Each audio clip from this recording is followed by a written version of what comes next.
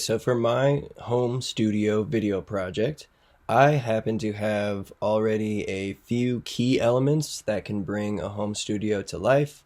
So those things are some good quality speakers and an interface, a booth for vocal recording, and in that booth I have a good studio quality condenser mic. So here's my laptop screen, and this is my HDMI plugged into my adapter, plugged into the back of the TV screen so that my computer screen can be projected on a bigger one. So I find that fun and exciting, and I find it makes the music making process easy because I can see easier what I'm doing.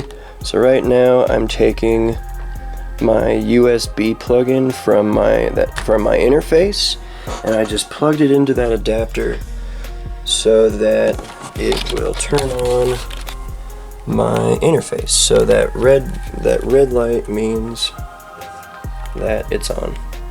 Okay, so now I've got my speakers plugged in. So I'm going to pull up Logic, and so it'll come up on the screen.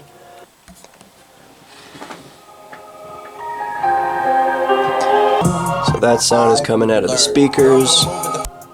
So my favorite part about the interface that makes it very easy to use is the fact that if I just turn down the main knob over here, so this one on the bottom right, we'll turn that one down all the way, and then this one, we're going to zoom in here, we're going to turn on the fans and power because that's what I need to power my recording mic in the booth, which we'll see in a minute.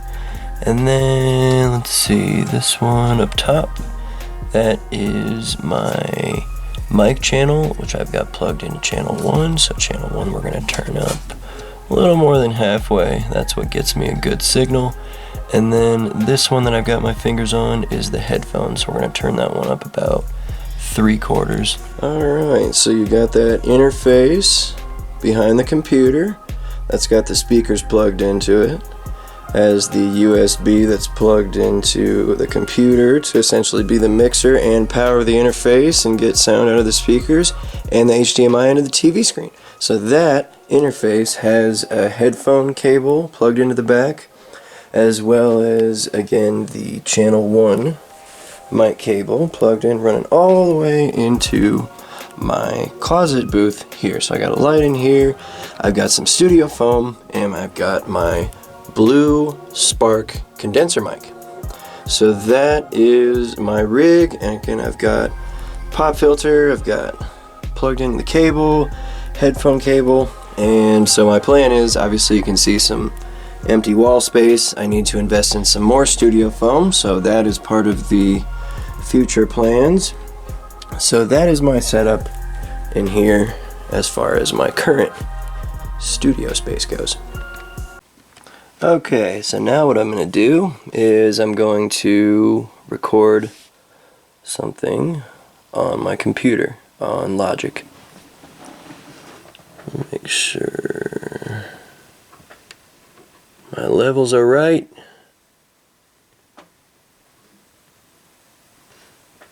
Cool.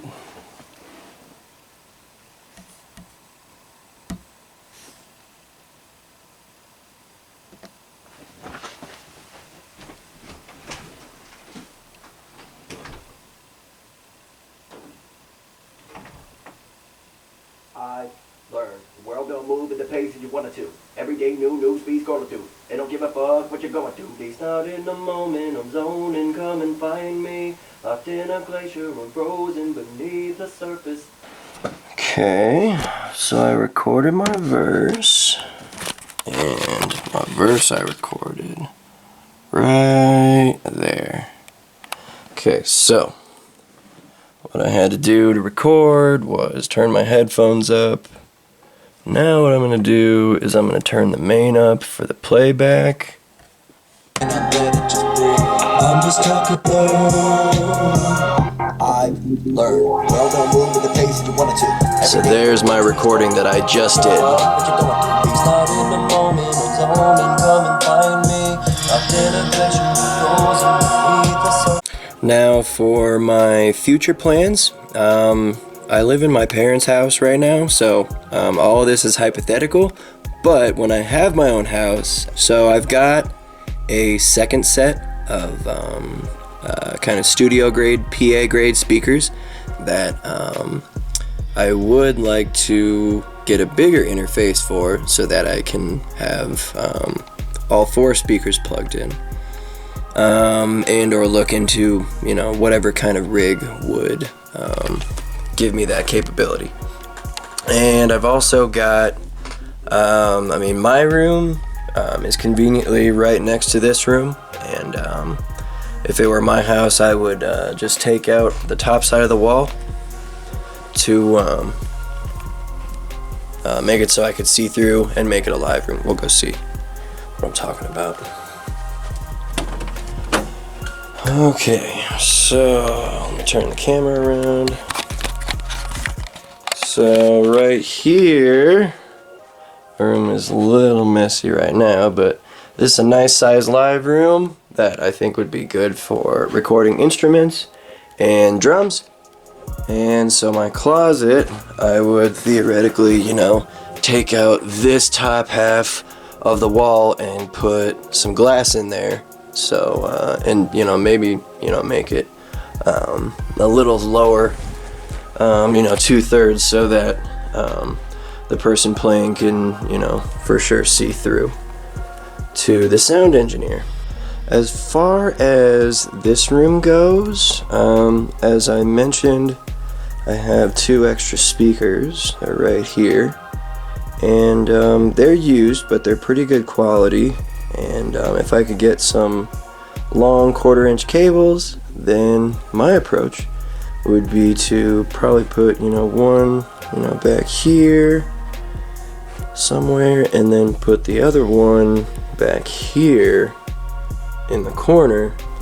So that is the basic outline and visual of my current combined with my future hypothetical home studio recording plans.